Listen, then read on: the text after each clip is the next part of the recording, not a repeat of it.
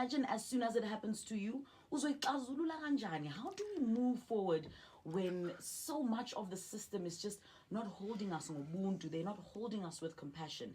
Of course, this is a very sensitive matter, so we do feel good to put Elliot should also just, try to talk to them. But in this moment, we quickly need to run to the news desk. So stick around, it's still the glow up on Why. South Africa, we found them, the 20 best home. When I went home to see the old man, the prophet that my brother went to see the day when Gaby was found under the bridge, when he said to me, I can't believe they killed a mastermind, a pillar, Unqondo. Like, when he said that, and I was like, what? He said, Banbulele, basically. They killed the greatest person. She was small, but she was Unqondo. She was mastermind. She was gifted. She was just a pillar of the nation. And for me, it was, when he said that, knowing my Gaby, the time when she was, the week she was killed, she was taken, I was also just stunned by her. I was telling Gaby, like, Gaby, something is changing about you. You're so short, but you look so tall. You just look like, I don't know you. You just grew. Like, in 5 minutes, you just became so big. Like, I can't explain what is happening. The other prophet from Soweto also said the same thing. She said, which is just a lady. These people are not like big prophet like that. It's just a lady who was like, I cannot believe these people, they killed a leader. They killed a very important person to South Africa. They have no idea what they've done. As I'm speaking to you right now, they are going crazy. They don't know what they did. They don't know how they killed her. They don't know how they lost her. They have no idea who they killed. So for context, YFM invited us to come and speak about my sister's case and kind of where we stand right now, to help us put the word out so that we might get help. I was super, super grateful for that. And I'm very grateful to YFM because it's not the first time they've allowed me to speak on this situation and to share about my sister and even to share her voice. There's a song that I kind of merged these audios together after Gaby passed, because there is some music that we made together, but we never finished anything. Or there were some soundscapes that we created, but I just haven't had the capacity to like complete those things. But there was a song that, and it's like an anthem to me. I'm not gonna lie to you. This song really like keeps me going, because anyways, they let me play this music and they let me share my sister's voice on air, and they allowed us to talk about her case and everything that we've experienced, once again to put the word out so that we may get some real help. Context to the video clip that I just showed you now, this was literally towards the end. So we were on the phone with a lawyer, a practicing lawyer who deals with these kind of cases, or deals with criminal law at least. So we were hoping to get some advice from him. And Karen Mtetwa, who's the host of the Glow Up, she was asking him, like, what advice could you give the family when they leave the studio now? Like, what action steps can they take outside of what they've already attempted, like as we explained? And I believe they also caught him up a little bit on our story, so he kind of understood where we were standing and what we've been through already.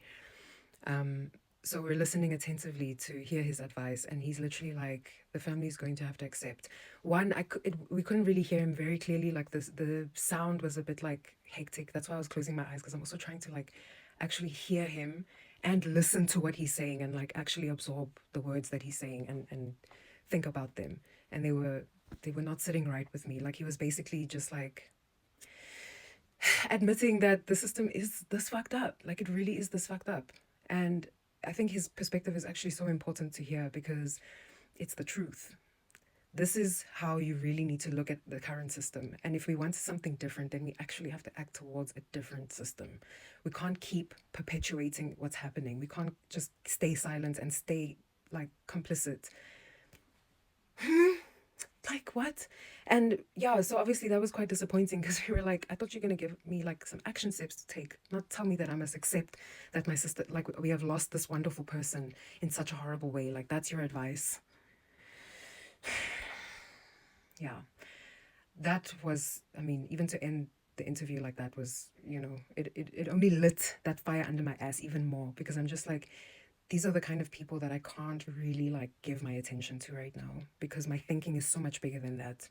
I am very aware of what we're dealing with. I'm trying to go beyond it. I'm trying to better it. I'm trying to like give us space to redeem our own country. Like, even at the beginning, Karen asked me like, what do you need? Like, what can you say that you guys need from us, or like what are you requesting of the people who are listening to you right now? And I was like, yo, anybody who's like a bulldozer. Okay, I don't have the capacity to try and convince someone that this is wrong and that we should do something about it. I need people who already can see that and are ready to activate themselves within their own capacity to do something about it, or at least at the bare minimum to keep the conversation going. Like, let's try to not focus too much on all these distractions, all this like, all this stuff around us that's so literally a distraction.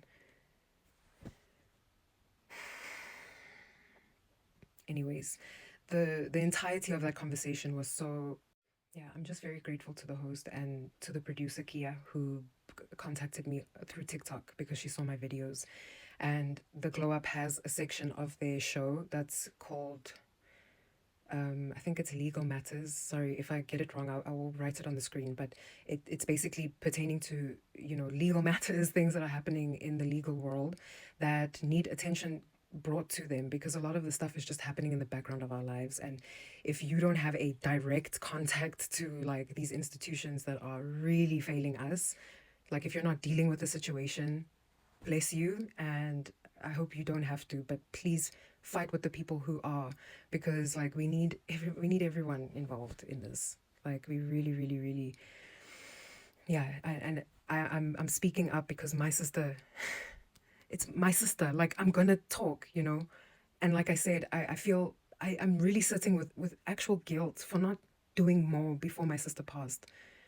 I'm not saying I did nothing. Even my sister, like we both contributed somewhat to this conversation before, and it also takes a level of confidence to really speak up about these things. And confidence doesn't always just come, or like it doesn't just build. Like you literally just need to do it despite not having the confidence. Yeah, so now that this has happened, I cannot let this go. And I'll encourage you to watch the next video that I'm going to post, where my mom is also speaking, and she's also describing Gaby, and she's describing a dream that she had that really speaks like volumes to what's happened, and how feminine energy in society in general is so stifled.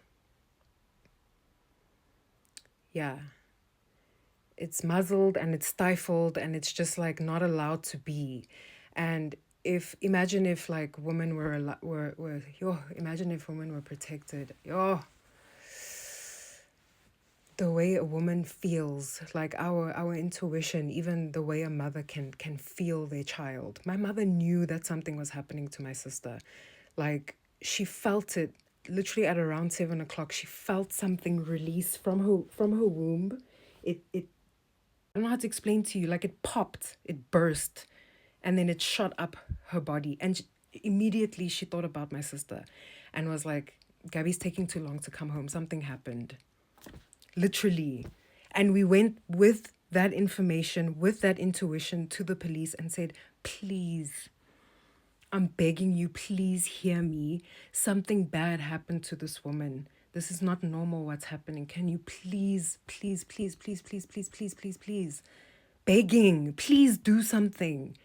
And here we are today on the 9th of April, 2026. Almost 3 years. By the time May rolls around, like, it's going to be the 3rd year. There's a... Hey...